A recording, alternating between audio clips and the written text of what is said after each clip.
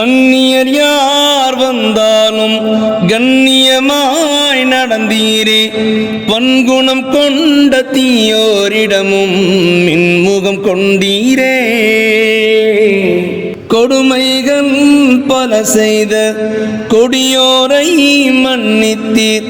தீயை கண்ட மெழுகாக குணத்தால் கரைந்தனரே.